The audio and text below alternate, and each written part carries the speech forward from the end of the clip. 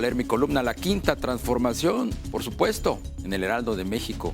Hoy le informo que la renegociación del Tratado de Libre Comercio comenzó a tomar forma y uno de los principales objetivos de Washington se llama China.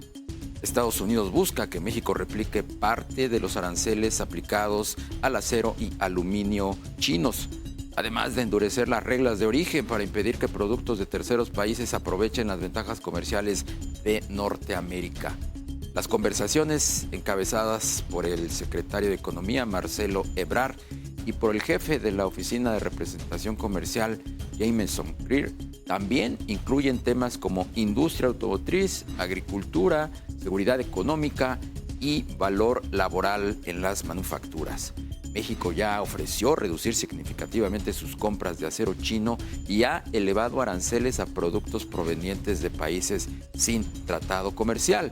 La revisión del TEMEC ya no se limita al comercio regional. Hasta aquí la quinta transformación de hoy.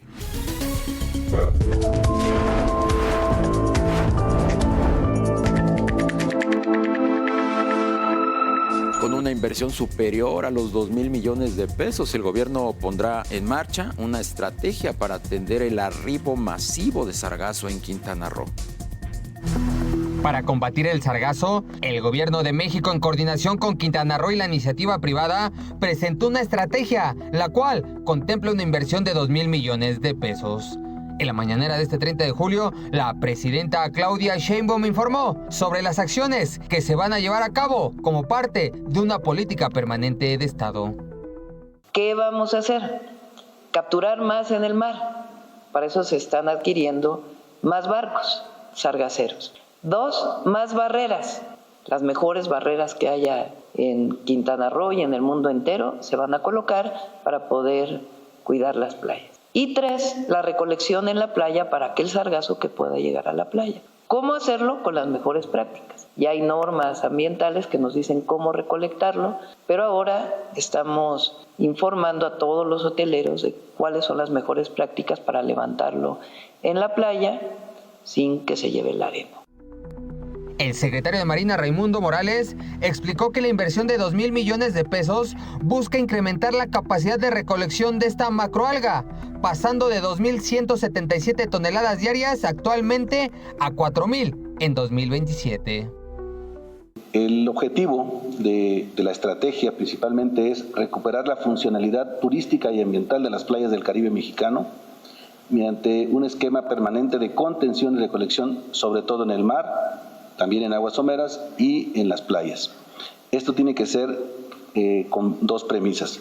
La intención inicial es invertir las gráficas para recolectar principalmente en la mar, para que no llegue a las playas, y darle un destino final al sargazo para que sea utilizado para la industria.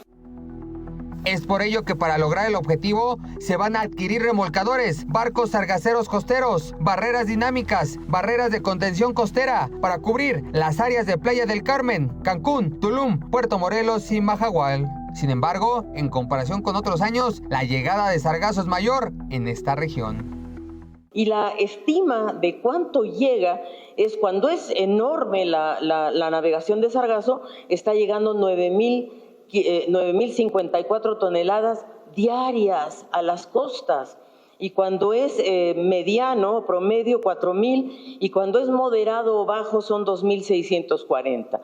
Entonces, como ustedes pueden ver, en 2026 fue 4 veces más que en 2025. Y tenemos 27 veces más que el promedio histórico. Este ha sido un año realmente difícil, atípico. Para un análisis más profundo, la Secretaría de Medio Ambiente organizó para el 1 y 2 de octubre en Cancún un encuentro internacional para atender la problemática. En este caso, la iniciativa privada cerró filas con las autoridades. Nadie lo enfrenta solo, pero gracias a usted y al trabajo que se está haciendo, hoy lo estamos enfrentando con ciencia, con técnica, con enorme pragmatismo, y nos sentaron en la misma mesa a Marina, a dependencias federales, a gobiernos estatales, a científicos y empresarios. Nosotros compartimos y pusimos sobre la mesa todo lo que sabemos del sargazo. Ante estas circunstancias, autoridades y empresas buscan sacarle provecho al sargazo. Instalamos una planta para generar biogás con una inversión de más de 14 millones de pesos para saber verdaderamente en qué el sargazo se puede convertir de un pasivo a un activo. Hoy te puedo decir que combinado con lodos se produce biogás y estamos en breve haciendo esta planta más grande en Cancún. En el tema de biofertilizantes, un hecho. Quintana Roo ha destinado 700 millones de pesos al combate del sargazo. Con imágenes de José Antonio Jiménez, Carlos Navarro, Heraldo Media Group. Tras mantener la tasa de interés sin cambio, el presidente de la Fed, Kevin Warsh, dijo que el Banco Central no dudará en actuar si la inflación no cede. Señaló que prefiere que sean los mercados quienes hagan parte del trabajo de ajuste, al indicar que los rendimientos de los bonos ya reflejan condiciones financieras más restrictivas sin necesidad de mover la tasa. Durante junio, la inflación en Estados Unidos se ubicó en 3.7%, en línea con las expectativas de los analistas y debido a la reducción en los precios de la gasolina en coincidencia con una pausa en el conflicto en Medio Oriente. A su interior, la inflación subyacente desaceleró a 3.3% interanual, una décima por debajo del nivel registrado en mayo. En su estimación preliminar del Producto Interno Bruto del segundo trimestre, la Oficina de Análisis Económico del Departamento de Comercio de Estados Unidos informó que en este periodo la economía creció a una tasa anualizada de 1.5%. El PIB estadounidense se desaceleró en el segundo trimestre en un contexto de aumento del déficit comercial. Sin embargo, el avance del gasto de los consumidores y la sólida inversión empresarial en equipos relacionados con el desarrollo de infraestructura de la inteligencia artificial impulsaron la fortaleza subyacente de la economía. Para el segundo trimestre del año, la estimación oportuna del Producto Interno Bruto trimestral prevé que la economía de nuestro país se incrementó 1.5% en términos reales respecto al trimestre inmediato anterior. A tasa anual, anticipa un crecimiento de 2.1%. Por actividad económica, estima un crecimiento para las primarias de 7.3%, para las secundarias de 0.8% y para las terciarias de 2.5%. En su evaluación de desempeño de las instituciones de banca múltiple 2025, la Secretaría de Hacienda informó que 46 de las 49 instituciones de banca múltiple evaluadas obtuvieron un resultado satisfactorio. En sentido contrario, Banco Bancrea, Banco Credit Suisse México y Banco Shinhan de México recibieron una calificación de no satisfactoria. Hacienda enfatizó que la evaluación no mide la situación financiera de los bancos, por lo que los resultados no deben interpretarse como un indicador de su solvencia, liquidez o fortaleza patrimonial, sino únicamente de su desempeño conforme a la metodología establecida. De acuerdo con Fitch Ratings, a pesar del bajo crecimiento económico, la incertidumbre comercial con Estados Unidos y las presiones sobre las finanzas públicas, México conserva las características de una economía con grado de inversión. Sin embargo, la calificadora señaló que ese estatus no debe darse por garantizado, ya que la evolución de la deuda y de las cuentas públicas será determinante para mantener esa posición. El presidente de Estados Unidos, Donald Trump, señaló que el tratado comercial con Canadá y México no es importante para Estados Unidos y que preferiría continuar de manera independiente. De acuerdo con expertos, estas expresiones son principalmente de carácter político, pues la exclusión de México es improbable. Vamos a platicar del tema con Juan Francisco Torres Landa, director del Grupo de Práctica para América Latina y socio de Hogan Lovells. ¿Cómo estás, Juan Francisco? Buenas tardes. ¿Cómo estás, Darío? Qué gusto saludarte. Importante siempre platicar de esos temas. Gracias, muy bien, gracias. Qué bueno. Oye, Juan Francisco, son meramente pirotecnia mediática esto que dice el presidente Trump. Así nos parece, porque fíjate que cuando analizas las cifras duras, está claro que el tratado ha brindado enormes beneficios para la región, pero particularmente para Estados Unidos. Efectivamente, Estados Unidos tiene ahorita elecciones intermedias y parece que hay mucho que tiene que ver con la política. Pero más allá del ruido mediático, a la hora que tú analizas lo que ha pasado con el tratado, es claro que Estados Unidos ha sido un gran beneficiario. Te doy algunas cifras que son importantes para la audiencia. Por ejemplo, en materia automotriz, se incrementó el nivel de participación de la integración regional de 62.5 en el Telecán a 75% en Temec. Eso quiere decir que hay un incremento importante y de eso una parte proviene de salarios de alto perfil que justamente beneficia a Estados Unidos. En temas de agrícolas, más de la mitad de las exportaciones agrícolas de Estados Unidos se destinan a Canadá y a México, es decir, somos una potencia para efecto de absorber productos agrícolas de Estados Unidos. Luego es común que Estados Unidos hable de este desbalance o déficit comercial, pero curiosamente no incluye el tema de servicios, tanto el tema de servicios financieros, servicios logísticos y sobre todo servicios digitales y ahora de inteligencia artificial. Y ahí Estados Unidos tiene un superávit muy importante, un superávit que provoca justamente que el tratado le dé una base muy clara de integración a toda la región. Algo que no podemos olvidar es que actualmente nos encontramos en una situación de una tensión geopolítica entre China y Estados Unidos. Para Estados Unidos sería un error brutal desintegrar la integración, la región norteamericana, porque unidos es como se tiene una mayor posibilidad, digamos, de contrarrestar el poderío chino en manufactura y en algunos otros temas. Así es que a la hora que le quitas el ruido, realmente se entiende que Estados Unidos es un gran beneficiario de este tratado y que sería un error brutal tratar de desintegrarlo. Incluso hay que decirlo, hoy en día, desde 2018, México abandonó el cabildeo en Estados Unidos, lo cual es un error estructural. Hoy en día, el mayor cabildeo en favor del tratado para efectos mexicanos proviene curiosamente de la industria americana, estadounidense, que ha sido enormemente, digamos, articulada en una integración comercial regional y que para ellos sería devastador que hubiera una salida del tratado. Entonces, son las empresas americanas las que están constantemente hablando bien del tratado y evitando que viniera una decisión disruptiva iracunda por parte del Ejecutivo en Estados Unidos. Y hablando de ello, también hay que señalar que en el Congreso americano ya ha habido muchas voces que señalan algo que a veces pasa desapercibido, y es el hecho de que el tratado no se podría desarticular únicamente por una decisión del Ejecutivo, porque como fue implementado a través de un acto del Congreso, el Congreso también tendría que opinar sobre el particular. Así es que eso en su conjunto te da un panorama mucho más claro de que el tratado es importante para Estados Unidos, de que la región funciona mejor en forma, digamos, armónica y con una cada vez mayor sofisticación en su cadena de suministro e integración comercial, y que el presidente no podría solo, por lo menos no sin el consenso del Congreso, tomar una decisión absurda como sería salir del mismo. El hecho de que estemos ahorita en las revisiones anuales y no en la prórroga de 16 años más, pues es parte, insisto, más de este juego político. Nosotros no vemos que una situación normal sea la salida, pero sí hay que trabajar con los socios americanos y México tiene que tener un cabildeo permanente en Washington, cosa que hoy no es así. El hecho de que no tenga México, la representación nacional, un equipo sólido, potente de cabildeo, ¿qué es lo que puede implicar para la negociación?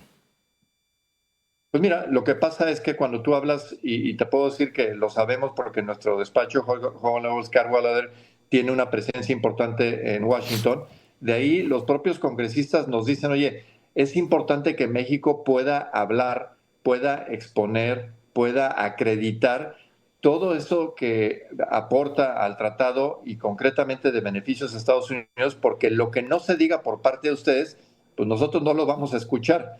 Y por esto digo que es hasta cierto punto curioso que sean las industrias americanas las que más bien hablan de la presencia de México. México tenía una forma, digamos, muy articulada, muy solvente de tener esa presencia en Washington permanente a través de cabildeo, de representaciones, etcétera. Pero pues mira, desapareció ProMéxico, desaparecieron las partidas presupuestales que avalaban ese cabildeo, México tiene que ir adelante. Otro de los errores, digamos, que se notan en este momento es que México tiene de los equipos negociadores más potentes en el mundo, que incluyen a personas de la experiencia y de la talla como Ildefonso Bajardo, como Luis de la Calle, como Sabludowski, como Herminio Blanco, etcétera, y hoy en día no se están utilizando. Entonces, México no puede depender solamente de lo que se diga por parte de la industria americana.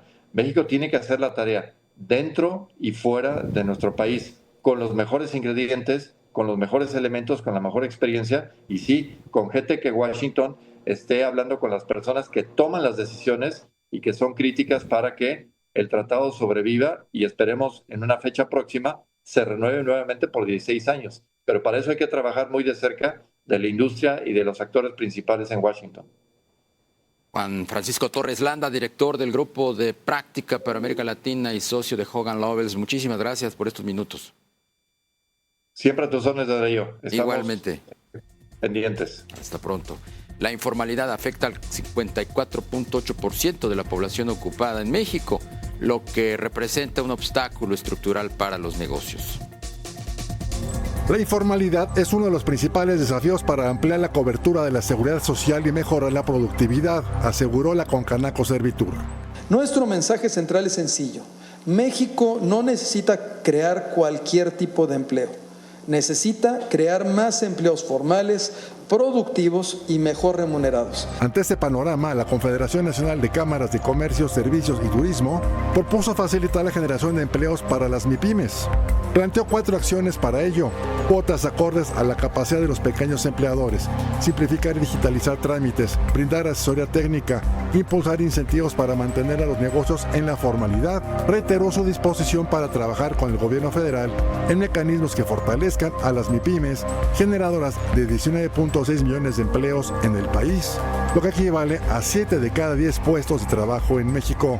Al cierre de junio de 2026, la informalidad laboral en México se mantuvo en 54.8% de la población ocupada, según datos de la ENOE difundidos por la Concanaco Servitur. México alcanzó 22.779.704 puestos de trabajo afiliados al Instituto Mexicano del Seguro Social al cierre de junio de 2026, la cifra más alta registrada para un mes de junio. Luis Pérez Curtad, Heraldo Media Group. Grupo Financiero Banamex anunció que Ignacio Deschamps concluyó su rol como miembro y presidente del Consejo de Administración del Banco Nacional de México, con lo que cierra una etapa en la que participó en la consolidación del gobierno corporativo de Banamex tras su separación de Citi México. Fernando Chico Pardo reconoció la contribución de Deschamps y los resultados de su trabajo que dejaron, dijo, huella en la construcción de un Banamex más moderno y digital, eficiente y centrado en el cliente. Por cierto, que Banamex considera que el acuerdo entre Pemex y Petrobras abre una vía para compartir tecnología en aguas profundas y recuperar producción en campos maduros, aunque todavía no modifica las perspectivas de corto plazo del sector petrolero de nuestro país. Sin embargo, consideró que el acuerdo no garantiza que la cooperación se convierta en inversión, producción o una transferencia efectiva de capacidades.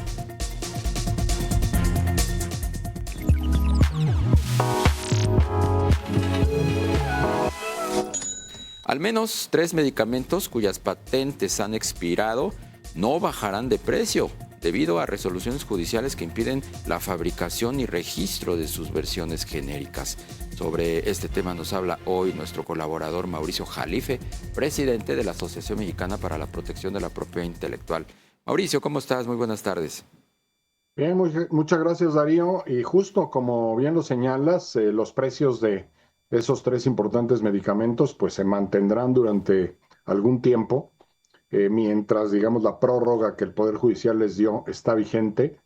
Básicamente estamos hablando de denosumab, de bimatoprost y de semaglutida, que son medicamentos que se utilizan respectivamente para osteoporosis, para glaucoma y para peso corporal.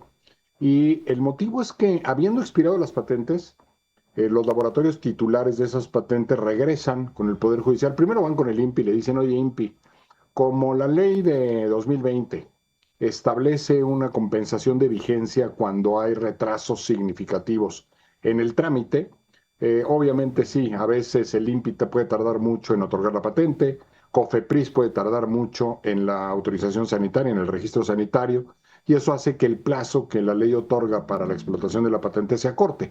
Por ese motivo, la ley del 2020, prevé un mecanismo de compensación de vigencia cuando, pues, bajo ciertos parámetros, se acorta mucho el tiempo de explotación monopólica de la patente, lo que le permite al innovador, pues, recuperar costos y tener una ganancia significativa a través de la venta, pues, exclusiva del fármaco. Pero el tema es que antes de esa ley, pues simplemente se vencía la patente y no había nada que hacer. Bueno, pues resulta que vienen los titulares de patente y le dicen primero al INPI, oye, otórgame una compensación de vigencia, porque ya le estás otorgando en la nueva ley. Y el INPI, pues de una manera racional, contesta diciendo, perdón, pero la ley es para aquellas patentes que se concedan después del 2020. En la nueva ley, tú ya estabas en dominio público y por lo tanto no puedes aspirar a esa compensación de vigencia. Bueno, pues resulta que el Poder Judicial opina diferente y en estos 3 casos en particular, pues ha, superado la opinión del INPI y le ha obligado a otorgar vigencias o prórrogas de esa protección, inclusive en algunos casos cuando ya habían productores de genéricos ya en el mercado.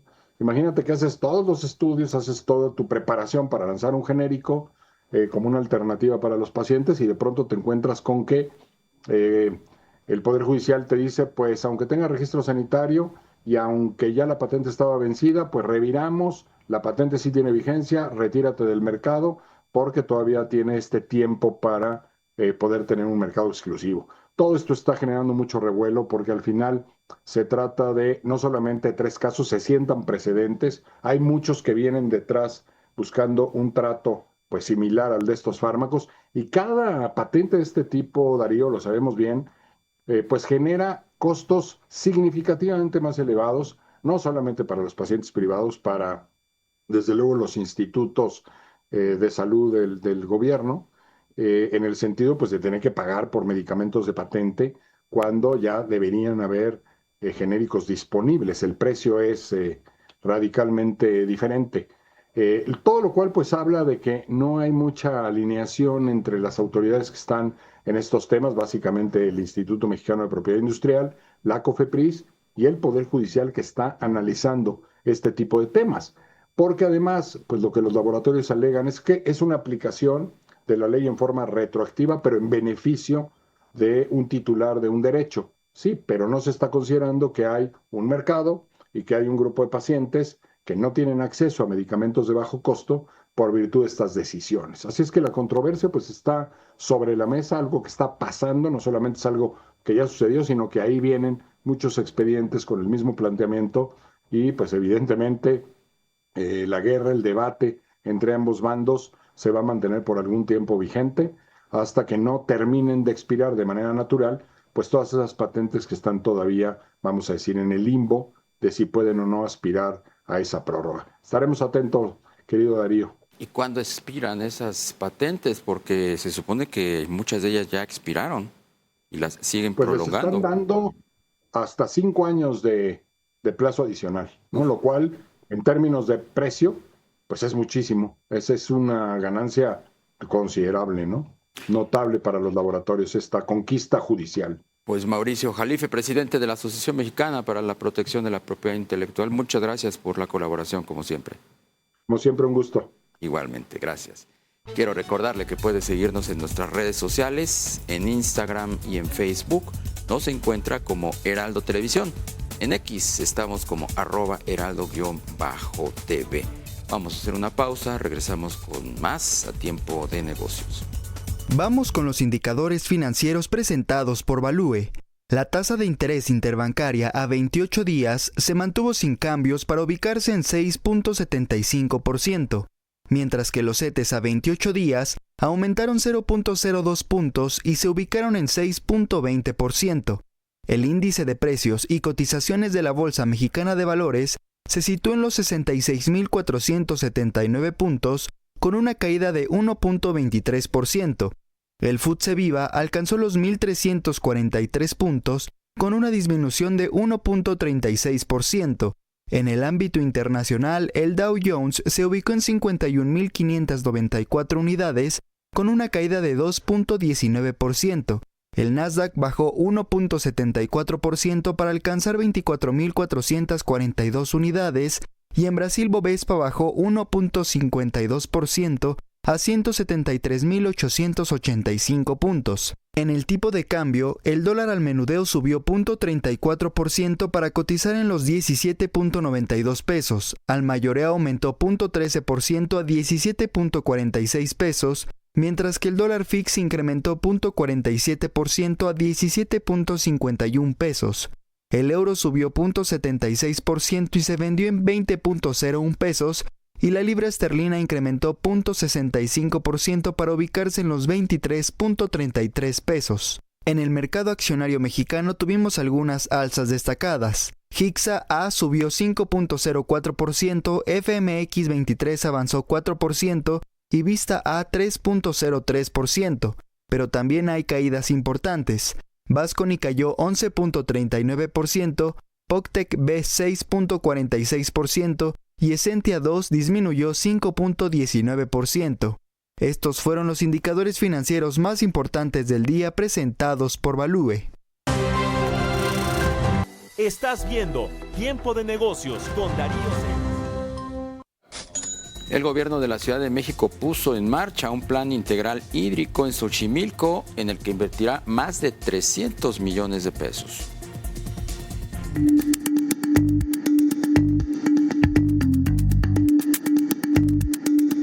Con una inversión de 372 millones de pesos, el gobierno de la Ciudad de México puso en marcha un plan integral hídrico para San Gregorio Atlapulco, en Xochimilco. El proyecto contempla 7 obras para reducir inundaciones, mejorar el drenaje y reutilizar el agua tratada.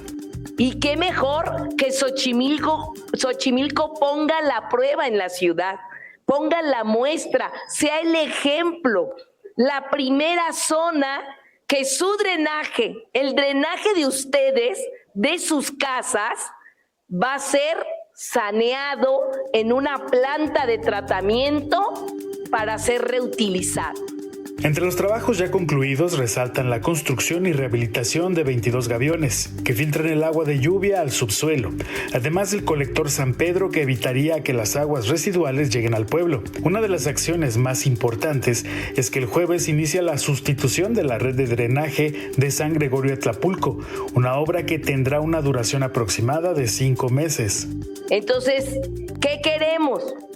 Que la gente ya no se siga inundando por el drenaje que ya tiene mucho tiempo, que ya es necesario sustituirlo, pero necesitamos para ello construir una planta de bombeo para mandar esa agua de drenaje otra vez a una planta de tratamiento. El objetivo es reutilizar el agua en actividades agrícolas y en los canales de Xochimilco. Aquí es un ejemplo de los recursos bien invertidos en programas integrales, con un proceso de planeación, un proceso de ejecución de obra bien hecho que vamos a platicar. Y netamente en drenaje son 158.8 millones de pesos, el beneficio a más de 42,000 habitantes. En saneamiento se van 213 millones de pesos. El gobierno capitalino explicó que el plan también prevé la rehabilitación de plantas de tratamiento y nuevas obras para fortalecer el sistema hídrico de la zona. Para Heraldo Media Group, José Miguel Velázquez. Se hicieron varias obras. De acuerdo con el estudio El impacto del Mundial sobre las MIPYMES mexicanas, el evento generó una derrama económica nacional de 65,000 millones de pesos. En la Ciudad de México, 72% de los negocios registró un incremento en ventas, impulsado principalmente por el consumo local. Vamos a conversar del tema con Ada Cruz. Ella es presidenta de la Cámara de Comercio, Servicios y Turismo en Pequeño de la Ciudad de México, la Canacope. ¿Cómo estás, Ada? Muy buenas tardes. Hola, ¿qué tal? Buenas tardes. Qué gusto saludarte. El gusto es nuestro. Platícanos cómo fue este ejercicio, cómo fue el resultado de estos días de Copa Mundial y sobre todo el impacto que tuvieron los pequeños comercios? Claro. Bueno, resulta muy interesante porque realmente se cumplieron las expectativas en la mayor parte de los casos.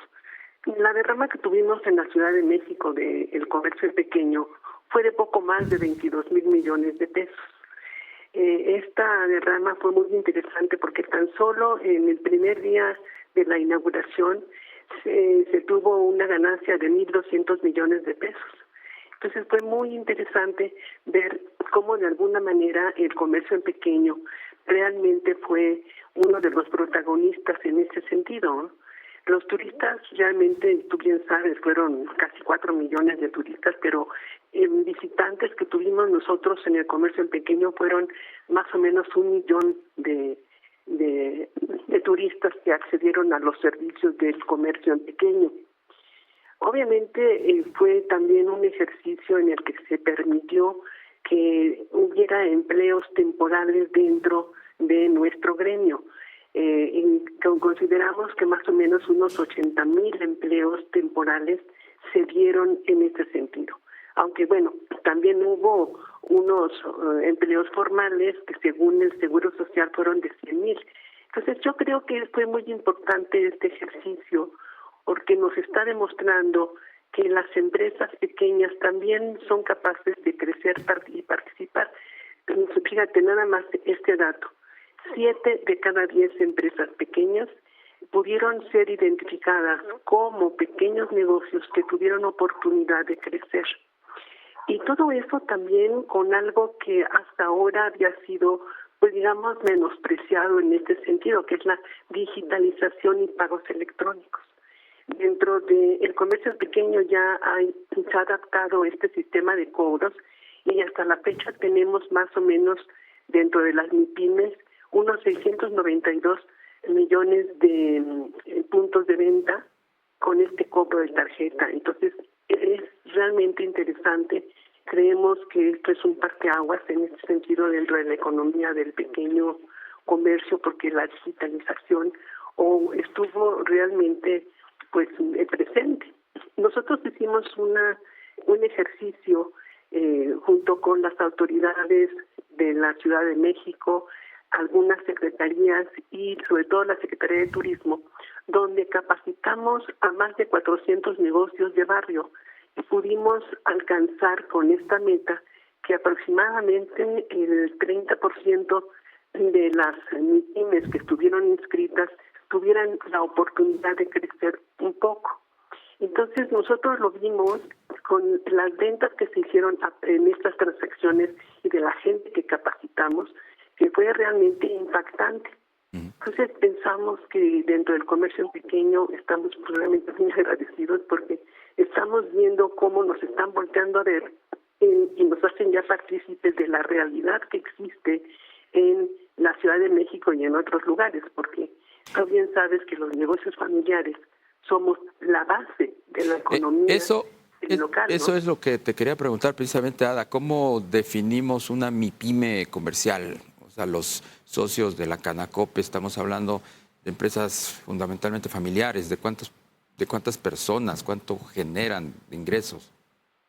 Sí, bueno, mira, dentro de la Ciudad de México, obviamente, existen más de 400,000 empresas familiares. Como tú bien sabes, los pequeños negocios se dan precisamente en eso, en la familia.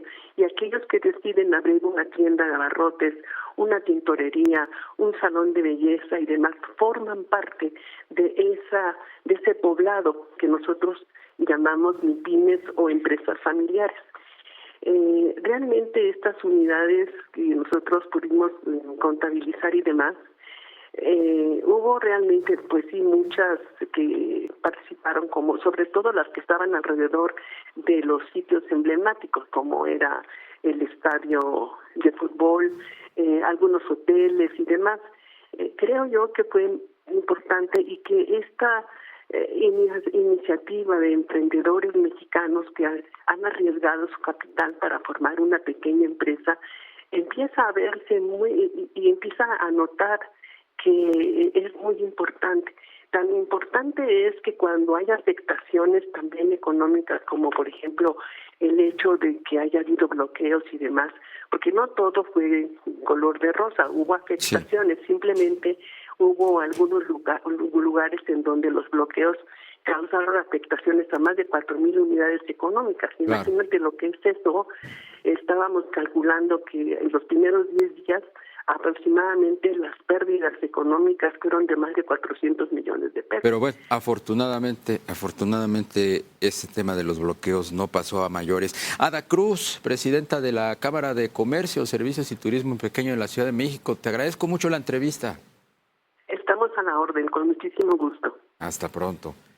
BBVA México anunció la salida de Jaime Serra Puche de la institución financiera luego de haber formado parte del Consejo de Administración del banco durante 9 años, de los cuales en los últimos 8 se desempeñó como presidente.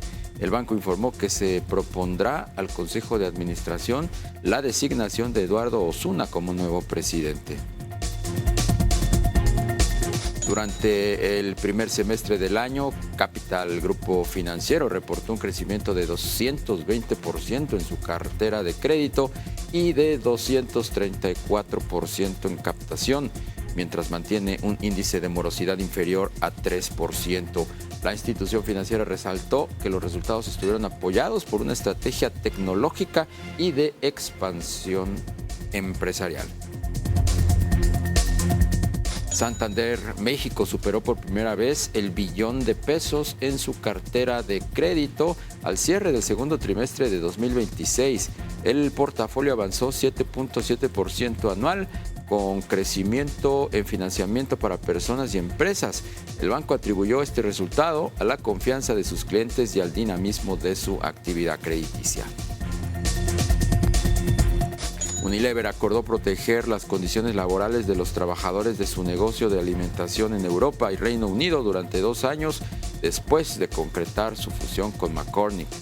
La garantía permanecerá vigente hasta 2029, cubrirá salarios y derechos laborales, mientras el cierre de la operación continúa previsto para mediados de 2027. Meta elevó el monto mínimo previsto para su inversión de capital en 2026, con un rango de 130,000 a 145,000 millones de dólares para fortalecer su infraestructura de inteligencia artificial y ampliar su red de centros de datos. La empresa también ajustó al alza su previsión de gastos anuales. Samsung prevé que la escasez mundial de chips continúe hasta 2028 y firmó acuerdos de suministro de largo plazo con grandes operadores de centros de datos. La empresa busca asegurar la demanda de semiconductores para inteligencia artificial y reducir el riesgo de sus inversiones. Vamos con más información empresarial.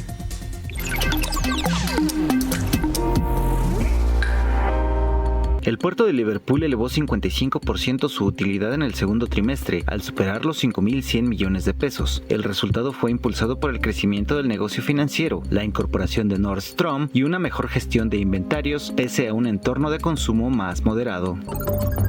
La compañía mexicana dedicada a la elaboración, distribución y comercialización de productos de belleza Fraiche inauguró en Kitsania un espacio diseñado para acercar a niñas y niños al mundo de la perfumería, asumiendo el rol de químicos cosmetólogos. Los participantes podrán descubrir los principios básicos de la formulación cosmética, el uso de ingredientes especializados y la importancia de los aromas en la vida cotidiana.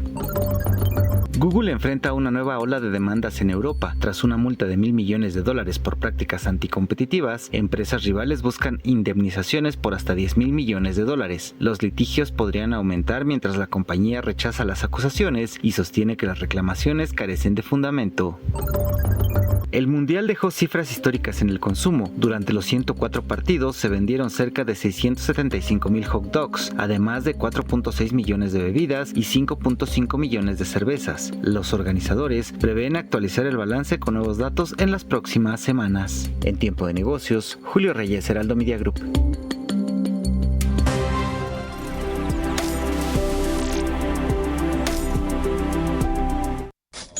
Elon Musk lanzó una billetera digital vinculada a X. Sobre este tema nos habla hoy nuestro colaborador Guillermo Pérez Bolde, director de la agencia Mente Digital. ¿Cómo estás, Guillermo? Buenas tardes. Hola, Darío. Ahora vamos a hablar de nuevo de Elon Musk, pero con la nueva herramienta que acaba de lanzar. Resulta que Money es su nueva app que viene a complementar su ecosistema o el ecosistema que está creando a partir de la plataforma X, antes Twitter. Y lo que está buscando es que ahora lo que puedas tener es en una misma aplicación pagos en línea. Pero no nada más es poder pagar, sino también recibir pagos y hacer intercambios. La idea de esta aplicación es que tú puedas incluso utilizarla para hacer comercio electrónico, que puedas hacer pagos, pero también inversiones. Tú desde ahí vas a poder colocar tu dinero en un fondo interno, obviamente de Elon Musk, para que tu dinero empiece a tener un rendimiento, empiece a recibir intereses. Y pues la idea de esto es complementar todo el ecosistema que él ya planteó desde que compró X, en donde él planteaba y que quería que se convirtiera en una gran aplicación que hiciera todo, que ahí concentraras toda tu vida digital en una sola aplicación. Pues este es el siguiente paso en este camino. ¿Seguro? ¿Qué herramientas para garantizar que tu dinero no vuele tendrán los usuarios o los internautas que usen esa aplicación? Pues mira, de entrada, el hecho de que sea el hombre más rico del mundo quien lo esté planteando, para algunos sonará muy atractivo porque de alguna manera, pues tu dinero crecerá junto con el de él, ¿no? En la misma plataforma. Pero por otro lado, como lo que él busca es crear ese ecosistema enorme en donde tengas toda tu vida digital, pues va a hacer mucho sentido que en la misma plataforma donde platicas, donde interactúas, donde te informas, donde incluso compras, pues también manejes tu dinero y tengas todo tu dinero concentrado. Ahora, esto por el momento todavía no está en México. En México todavía no está disponible. Ahorita únicamente está en Estados Unidos y solo para los usuarios pro de la versión de la plataforma de Twitter o de X. Entonces, próximamente, seguramente para finales de este año, principios del próximo, ya va a estar disponible en México y ya vamos a poder estar utilizando esta plataforma. Lo interesante es ver con qué otros bancos o herramientas de pago en línea tiene esto que ver y se vincula a esta plataforma. O sea, esta plataforma sería una especie de competidor de la banca tradicional. De los Exacto, bancos, viene a competir. De hecho, viene a competir en varios sectores. Por un lado, en la banca tradicional, porque se va a convertir en lo que se le conoce como los neobancos, que son esos bancos que no tienen sucursales, sino todo es digital. Vas a poder tener tarjetas virtuales que vas a utilizar en tu celular. Y vas a poder también tener inversiones directamente desde la aplicación para poderlas monitorear y darle seguimiento desde ahí. Y también va a competir con plataformas como Stripe y como PayPal para poder hacer pagos en línea. Ahora, recordemos que Elon Musk ya tiene experiencia con pagos en línea porque él fue uno de los creadores de PayPal. O sea, es una fintech esta plataforma. Exactamente, es una fintech y la idea es que no nada más se quede ahí, sino se extienda hacia el tema de contenido, hacia el tema de comercio electrónico e incluso pagos de servicios y demás. Muchas gracias, Guillermo Pérez Bolde, director de la agencia Mente Digital. Gracias, Darío. Buenas tardes. Buenas tardes. Estrictas normas de construcción, sistemas de alerta y una cultura de prevención marcan la diferencia durante un terremoto. La magnitud de un sismo no es el único factor que determina sus consecuencias. Influye en la profundidad, distancia del epicentro, tipo de suelo, la calidad de las construcciones y la preparación de la población. La magnitud mide la energía liberada por un sismo en su origen, mientras que la intensidad cuantifica los efectos y daños causados, pero generalmente deja menos víctimas debido a estrictas normas de construcción, sistemas de alerta y una cultura de prevención. En Japón, el sismo de magnitud 7.1 del 28 de julio ha causado menos de 20 muertos, 12 edificios colapsaron y miles de viviendas se quedaron sin luz. En México, el 19 de septiembre de 2017, ocurrió un sismo también de magnitud 7.1, pero dejó más de 360 fallecidos y decenas de edificios colapsados. Especialistas señalan las diferencias. En Japón es una zona fuerte, tierra firme, y aquí en México es una trampa. aunque nuestro sismo fue a 120 kilómetros de la Ciudad de México, desafortunadamente nos invadió el tipo de terreno que tenemos. Japón exige diseño antisísmico, materiales resistentes y estrictas normas de construcción. Dos terremotos de la misma magnitud pueden tener efectos muy diferentes. El cumplimiento de las normas marca la diferencia entre daños materiales y una tragedia humana. Todavía construyen mucha gente en vivienda con mampostería y eso no debe de ser. En Japón deben de existir situaciones de edificaciones profundas, cimentaciones, sistemas de amortiguadores y desde luego los materiales selectos. La normatividad de construcciones en Japón se rige por 3 pilares. 1. El diseño antisísmico Taishin. 2. La prohibición de materiales vulnerables como el ladrillo sin armadura. Y 3.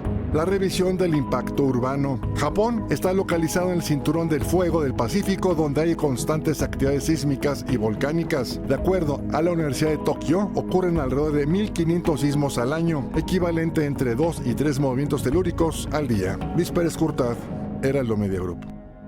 Y hasta aquí la información de hoy. Soy Darío Celis, lo espero mañana en Tiempo de Negocios. Recuerda que lo mejor está por venir.